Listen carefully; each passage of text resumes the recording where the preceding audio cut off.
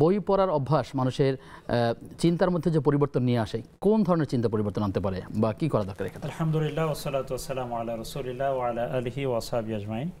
আমি আল্লাহ তাআলা শুকরিয়া আদায় করছি যে আল্লাহ তাআলা যে ইকরা বাণী দিয়ে তার ওহীর বিধান শুরু করেছিলেন, আজকে সেই পড়া নিয়ে এই বিষয়টি আপনারা নির্ধারণ করেছেন। তো এই জন্য আমি আল্লাহ তাআলা শুকরিয়া আদায় করছি যে ইলমি ওহীর প্রথম বার্তা দিয়ে আজকে মূলত আমাদের কথা আমরা শুরু করছি। এই মানে হচ্ছে যে বই পড়ার অভ্যাস একজন মানুষের ভিতরে কি ধরনের পরিবর্তন আনে বা মানুষ এই অভ্যাসটা মানুষ কিভাবে নিজে তৈরি করতে পারে।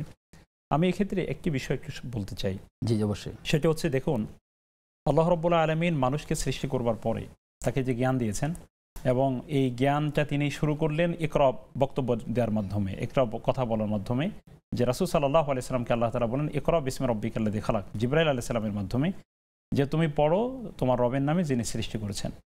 এখানে একটা বিষয় একটু খেয়াল করবেন, আমি তারপরে কথায় যাচ্ছি, যে আল্লাহ তাআলা কিন্তু বলেন এই কুল বিসমি রাব্বিকাল্লাযী খালাক। খেয়াল করবেন, পড়ো এই কথা বলা হয় কখন?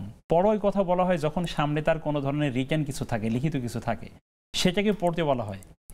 তো আল্লাহ রাব্বুল আলামিন নিশ্চয়ই আল্লাহ রাসূল সাল্লাল্লাহু আলাইহি ওয়াসাল্লামকে এমনভাবে বিষয়টি উপস্থাপন করলেন যেন তার মাধ্যমে উম্মাহ বুঝতে পারে যে আসলে পড়ার প্রতি গুরুত্ব দেওয়ার জন্যই মূলত ইকরা বলা হয়েছে। মূলত নলে বলা হয়তো কুল বিসমি রাব্বিকাল্লাযী খালাক, ইকরা বলা হয়েছে। তথা বলা এবং পড়ার মধ্যে একটা বড় পার্থক্য হলো, বলতে হয় বলার জন্য দেখাটা জরুরি না, কিন্তু পড়ার জন্য একটু দেখা জরুরি, দেখতে হয়, দেখে দেখে পড়তে হয়।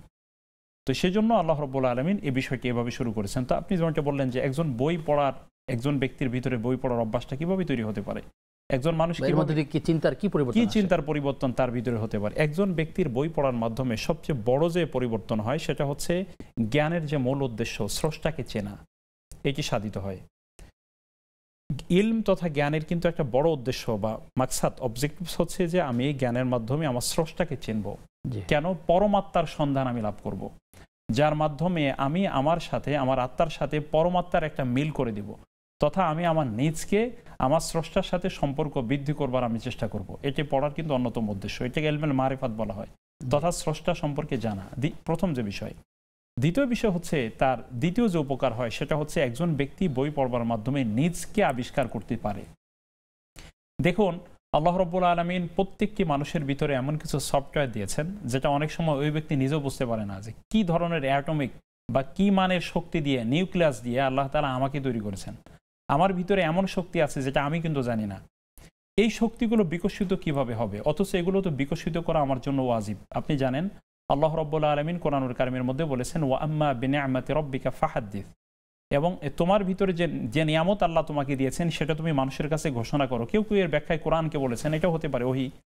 আবার দেখুন, আল্লাহ তাআলা বলেছেন সুম্মা লা তুসআলুনা ইয়াওমা ইযিন আনিন নাঈম, কাল কিয়ামতে অবশ্যই তোমরা নিয়ামত সম্পর্কে তোমাদেরকে জিজ্ঞাসিত করা হবে। এই নিয়ামতের অন্যতম হচ্ছে আমার ভিতরে আল্লাহ তাআলা যে অনুভূতি দিয়েছেন, যে ধরনের যোগ্যতার সম্মিলন আমার ভিতরে দিয়েছেন, এগুলো বিকশিত করার চেষ্টা করা কিন্তু আমার দায়িত্ব। এই নিয়ামতকেও কাজে লাগাতে হবে।